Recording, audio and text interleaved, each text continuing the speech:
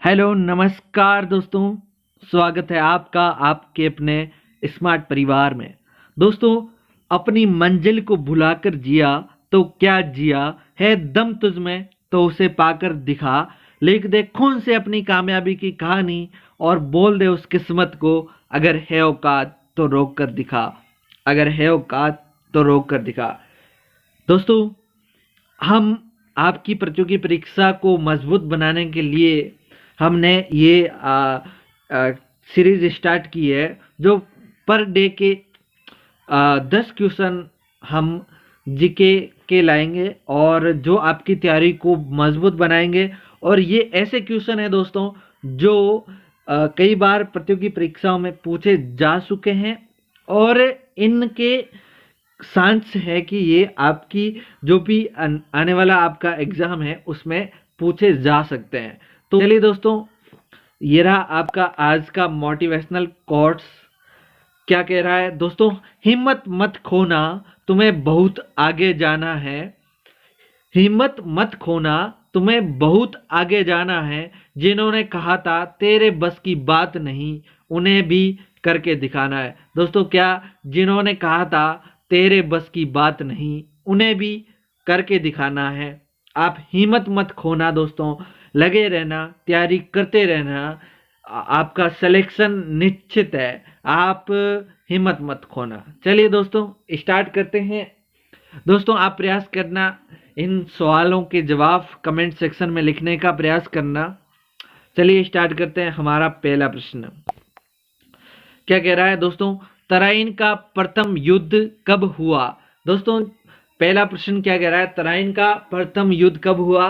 दोस्तों, आप इनके जवाब कमेंट सेक्शन में लिख दीजिए। अगर आपको आ रहा है तो कमेंट सेक्शन में लिख दीजिए। पहला ऑप्शन ए 1191, दूसरा ऑप्शन बी 1192, सी ऑप्शन 1193 और ऑप्शन डी 1194।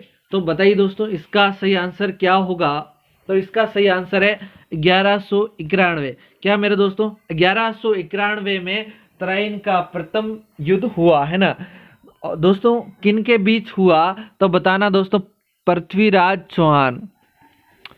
कौन? पृथ्वीराज चौहान। और किसके बीच में हुआ? ये हुआ दोस्तों मोहम्मद गौरी के बीच में। मोहम्मद गौरी के बीच में ये हुआ है ना। ये दोस्तों तराइन नामक स्थान पर हुआ था, ठीक है ना।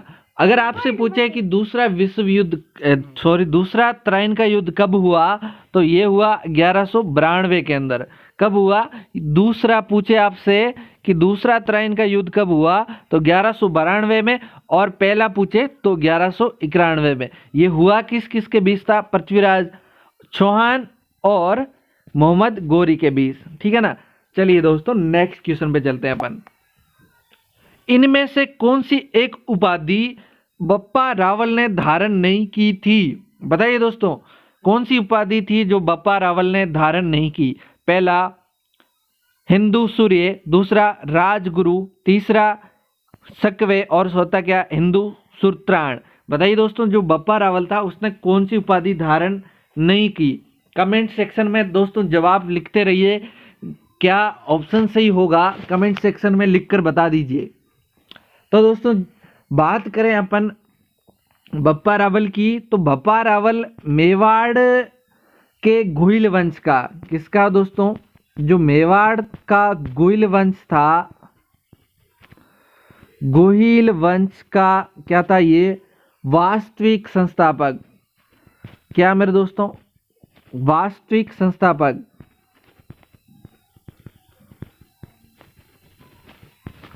वास्तविक संस्थापक था बप्पा रावल, ठीक है ना। अगर बात करें दोस्तों इसकी क्या कहानी है, तो दोस्तों जो चित्तौड़ के सामंत थे उनके और बप्पा रावल के बीच क्या चल रहा था? तनाव चल रहा था। चित्तौड़ के सामंत और बप्पा रावल के बीच तनाव चल रहा था। तो दोस्तों, ये जो चित्तौड़ के सामंत थे ये दरबार छोड़कर चले गए। ये दरबार छोड़कर चले गए। तो उसके बाद क्या हुआ? इन्होंने 1734 के अंदर इन्होंने बप्पा रावल को इस चित्तौड़ का शासक बनने पर राजी हो गए कि भाई ठीक है बन जाओ। तो उसके बाद इस 1734 के बाद इस बप्पा रावल ने क्या किया, यहाँ पर अधिकार कर लिया। तो उसके बाद इन्होंने 3 उपाधियां धारण की। कितनी उपाधियां धारण की? एक हिंदू सूर्य की उपाधि धारण की, दूसरा राजगुरु की उपाधि धारण की, और तीसरा सकवे की उपाधि धारण की। तो ये पूछ रहा है कि कौन सी उपाधि धारण नहीं की, तो ये हिंदू सूत्राण था, ये इसने धारण उपाधि नहीं की। तो इसका सही आंसर ऑप्शन डी हो जाएगा, हिंदू सूत्राण उपाधि धारण नहीं की थी। नेक्स्ट क्वेश्चन पे चलते हैं अपन। आर्य समाज की स्थापना किसने की? कमेंट सेक्शन में लिख दीजिए दोस्तों, किसने की।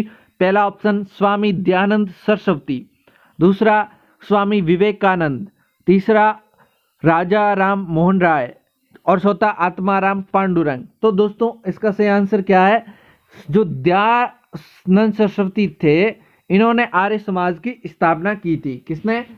दयानंद सरस्वती ने। ठीक है, कब की दोस्तों? ये 1875 के अंदर की। कहाँ पे की पूछे आपसे तो बता देना, बम्बई के अंदर। कहाँ पे की? बम्बई के अंदर। ठीक है ना।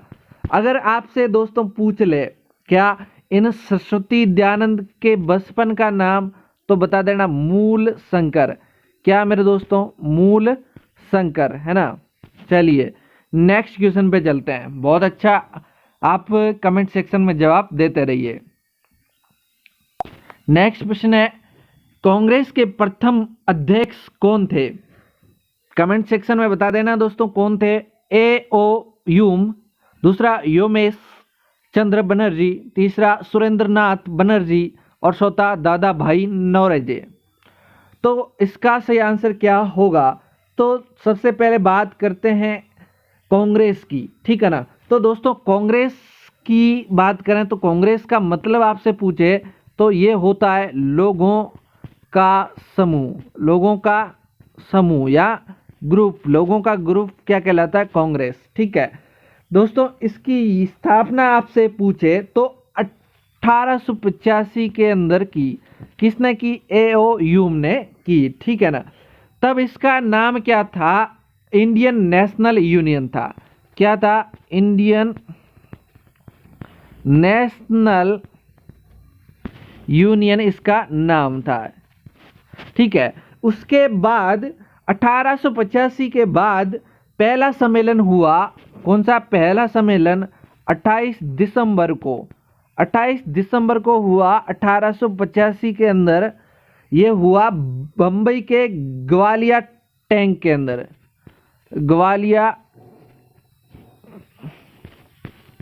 टैंक के अंदर हुआ पहला सम्मेलन। और इसकी जो अध्यक्षता की, इनके जो अध्यक्ष बने वो थे योमेश चंद्र बनर्जी।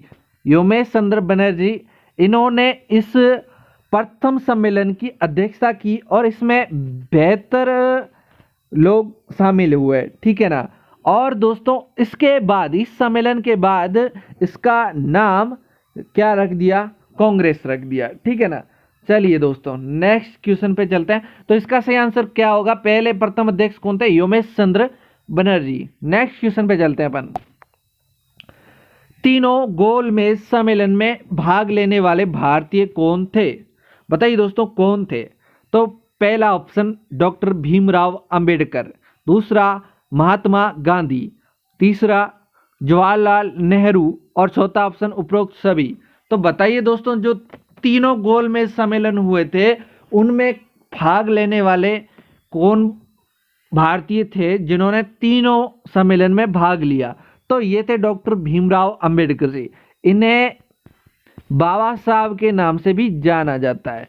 बाबा साहब नाम से भी जाना जाता है। ठीक है ना। ये दोस्तों भारतीय संविधान निर्माता समिति के प्रारूप समिति के अध्यक्ष थे। किसके? संविधान निर्माण में जो प्रारूप समिति थी उसके क्या थे? ये अध्यक्ष थे। कौन? डॉक्टर भीमराव अंबेडकर जी। ठीक है ना। इनका जन्म 14 अप्रैल को, इनकी जयंती मनाई जाती है 14 अप्रैल को, है ना। इन्हें संविधान निर्माता भी कहा जाता है। ठीक है ना। इन्हें भारत रत्न से भी भारत रत्न इन्हें दिया गया। ठीक है ना। अगर बात करें गोलमेज सम्मेलन की, तो जो पहला गोलमेज सम्मेलन हुआ ये हुआ 12 नवंबर 1930 के अंदर।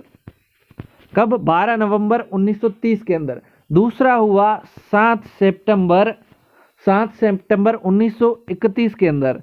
और जो तीसरा सम्मेलन हुआ ये 17 नवंबर, कब मेरे दोस्तों? 17 नवंबर 1932 के अंदर। ठीक है ना। चलिए नेक्स्ट प्रश्न पे चलते हैं। तो इसके तीनों में भाग लिया डॉक्टर भीमराव अंबेडकर जी ने। ठीक है ना। गांधी जी ने एक सम्मेलन में भाग लिया था। चलिए नेक्स्ट प्रश्न पे चलते हैं। साइमन कमीशन भारत कब आया?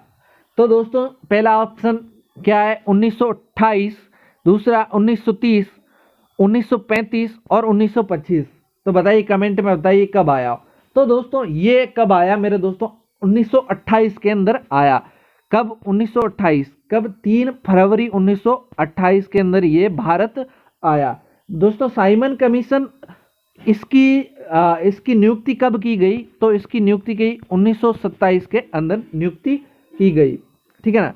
और इसके अंदर कोई भारतीय प्रतिनिधि नहीं था। ठीक है। और अगर बात करें ये क्यों बनाया गया, इसकी नियुक्ति क्यों की गई, तो इसका काम था भारतीय संवैधानिक सुधार पर सुझाव देना। जो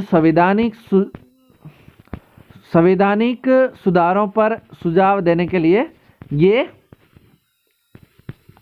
सुधारों पर सुझाव देने के लिए ये भारत आया। ठीक है ना। इसका कांग्रेस और कुछ अन्य संगठनों ने इसका विरोध किया और साइमन गो बैक के नारे लगाए। कांग्रेस और अन्य कुछ संगठनों ने इसका विरोध किया। ठीक है ना। तो चलिए दोस्तों बात समझ आई कि भारत कब आया साइमन कमीशन? तो 3 फरवरी 1928। तो पहला ही ऑप्शन इसका ए सही हो जाएगा। नेक्स्ट प्रश्न पे चलिए। चौरी चौरा कांड के बाद कौन सा आंदोलन स्थगित किया गया? बताइए, कमेंट सेक्शन में लिख दीजिए दोस्तों, कौन सा आंदोलन स्थगित किया? खिलाफत आंदोलन, दूसरा ऑप्शन असहयोग आंदोलन, सविनय अवज्ञा आंदोलन, और तीसरा इनमें से कोई नहीं। तो बताइए दोस्तों कौन सा आंदोलन स्थगित किया? तो सबसे पहले तो आप देखिए कि चौरी चौरा कांड क्या मामला है। तो दोस्तों चौरी चौरा कांड क्या है कि 5 फरवरी को, कब? 5 फरवरी 1922 को यूपी के देवरिया जिले के अंदर, देवरिया जिला था, वहां पर शांतिपूर्वक जुलूस निकाला जा रहा था और उस शांतिपूर्वक जुलूस को पुलिस ने दबाने का काम किया, जिससे क्या हुआ? भीड़ हो गई उत्तेजित और उन्होंने क्या किया? पुलिस चौकी के अंदर आग लगा दी। क्या किया? पुलिस चौकी के अंदर आग लगा दी। और आग लगाई तो इससे क्या हुआ? एक तो थानेदार मर गया उस चौकी के अंदर और 21 सिपाही मारे गए उस आग के अंदर। तो ये तो था चौरी चौरा कांड। ठीक है ना। तो इस चौरी चौरा कांड के अंदर क्या किया? कौन सा आंदोलन स्थगित किया? तो ये किया था असहयोग आंदोलन। ठीक है ना। तो ये जो जुलूस निकाला जा रहा था ये असहयोग आंदोलन का ही जुलूस था। ठीक है ना। तो उसके बाद क्या हुआ? 1 अगस्त 1930 को, ये 1 अगस्त 1920 को यह आंदोलन शुरू किया गया। कौन सा? असहयोग आंदोलन। और 12 फरवरी इस घटना के बाद, चौरा चौरी कांड के बाद 12 फरवरी 1922 को बारदोली के अंदर, कहां पर मेरे दोस्तों? बारदोली के अंदर कांग्रेस की क्या हुई? बैठक, और बैठक के निर्णय लिया कि इस आंदोलन को स्थगित कर दिया जाए। तो 12 फरवरी 1922 को यह आंदोलन स्थगित कर लिया। नेक्स्ट प्रश्न देखिए क्या कह रहा है। जलियांवाला बाग हत्याकांड कब हुआ? पहला ऑप्शन 15 अप्रैल 1920, दूसरा 26 जनवरी 1931, तीसरा 13 अप्रैल 1919 और चौथा 13 अप्रैल 1931। बताइए दोस्तों सही आंसर क्या होगा, कमेंट सेक्शन में लिख दीजिए फटाफट। तो दोस्तों जो जलियांवाला बाग हत्याकांड था ये हुआ 13 अप्रैल 1919 के अंदर, 13 अप्रैल 1919 के अंदर हुआ। देखिए कैसे हुआ, क्या कहानी है, इसको समझिए दोस्तों। जो रॉलेट एक्ट लाया गया उसके विरोध में, रॉलेट एक्ट के विरोध में क्या प्रदर्शन चल रहा था, रैलियां हो रही थी, सभाएं हो रही थी, हड़ताल हो रही थी। और जो दोस्तों जलियांवाला बाग का जो नेतृत्व कर रहे थे, एक था सत्यपाल और एक था इसके साथ डॉक्टर सैफुद्दीन। कौन दोस्तों, डॉक्टर सैफुद्दीन। सैफुद्दीन दोनों ये इस जुलूस का नेतृत्व कर रहे थे, ठीक है ना। तो इन्होंने वहां के प्रशासन ने क्या किया, 10 अप्रैल 1919 को, कब 10 अप्रैल 1919 को इन दोनों को क्या कर दिया, गिरफ्तार कर दिया। इन दोनों को क्या कर दिया, गिरफ्तार। जब इन दोनों को गिरफ्तार किया तो फिर वहां के लोगों ने एक सभा बुलाई, वहां के लोगों ने एक सभा बुलाई कब, 13 अप्रैल को, 13 अप्रैल को इन्होंने सभा बुलाई। और इस दिन वैसाखी का दिन था दोस्तों। जो पंजाब के अंदर वैसाखी बड़ा त्योहार होता है, तो वैसाखी के दिन वहां पर बहुत सारे लोग इकट्ठा हो रखे थे, लगभग 20,000 के आसपास लोग इकट्ठा हुए थे। तो वहां पर आ गया जनरल डायर। कौन आ गया मेरे दोस्तों, जनरल डायर, है ना। जनरल डायर ने क्या किया, वहां पर अपने 100 सिपाहियों के साथ आया और वहां पर गोलियां चलाना शुरू कर दिया, और गोलियां चलाना शुरू कर दिया, जिससे ये कांड बहुत बड़ा हो गया, भगदड़ मच गई और उसमें लगभग 379 के आसपास लोग मारे गए और बहुत सारे लोग घायल हुए। तो ये था जलियांवाला बाग हत्याकांड। कब हुआ, 13 अप्रैल 1919 को, ठीक है ना। तो इसका सी ऑप्शन सही हो जाएगा। नेक्स्ट प्रश्न पे चलिए। सत्य शोधक समाज की स्थापना किसने की, बहुत ही बेहतरीन क्वेश्चन है मेरे दोस्तों, स्टार लगा लो और दोस्तों कमेंट सेक्शन में बता दो किसने की। पहला ऑप्शन डॉक्टर भीमराव अंबेडकर, दूसरा राजा राम मोहन राय, तीसरा पेरियार और चौथा ज्योतिबा फुले। तो दोस्तों जो सत्य शोधक समाज की स्थापना की थी वो की थी किसने, ज्योतिराव फुले ने। ज्योतिबा फुले, इनका पूरा नाम पूछे तो ज्योतिराव गोविंदराव फुले, ज्योतिराव गोविंद राव फुले, ठीक है ना। इन्होंने क्या किया, इस सत्य शोधक समाज की स्थापना की, ठीक है ना। अगर आपसे पूछे इनकी धर्मपत्नी, इनकी जो पत्नी थी उनका नाम था सावित्रीबाई फुले, सावित्रीबाई फुले, ठीक है ना। इन्हें प्रथम शिक्षिका कहा जाता है, ठीक है ना। इन्होंने मिलकर के महिलाओं के लिए कॉलेज खोले, स्कूल खोली, पढ़ने की व्यवस्था की, इनके अपने पति यानी कि ज्योतिबा फुले जी के साथ मिलकर के, ठीक है ना। दोस्तों जो ज्योतिबा फुले थे, इनको जब इन्होंने ये इतना काम किया, स्कूल खोली, महिलाओं को जब पढ़ने का अधिकार नहीं था तब इन्होंने मिलकर के स्कूल खोली। तो इन्होंने, इनका समाज ने विरोध किया और इनका परिवार ने मुख्य रूप से विरोध किया। तो जब इनका परिवार विरोध कर रहा था, इनको घर से निकाल दिया।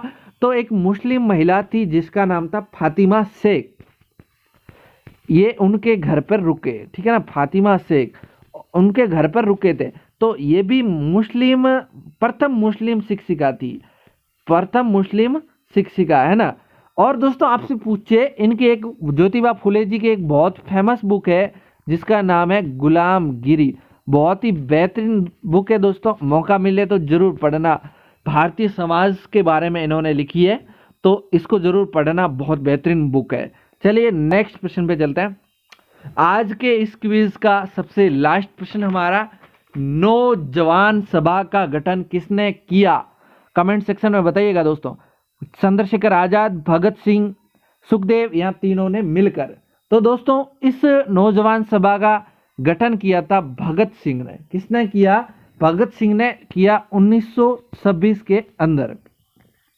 इन्होंने एक नारा दिया इंकलाब जिंदाबाद का। इंकलाब जिंदाबाद का नारा किसने दिया आपसे पूछे तो ये भी दिया भगत सिंह ने, ठीक है ना दोस्तों। 23 मार्च 1931 को, 23 मार्च कब 1931 को इन्हें फांसी दे दी। इनके साथ राजगुरु और सुखदेव को भी फांसी दी गई थी। राजगुरु और कौन? सुखदेव। इन तीनों को कब फांसी दी?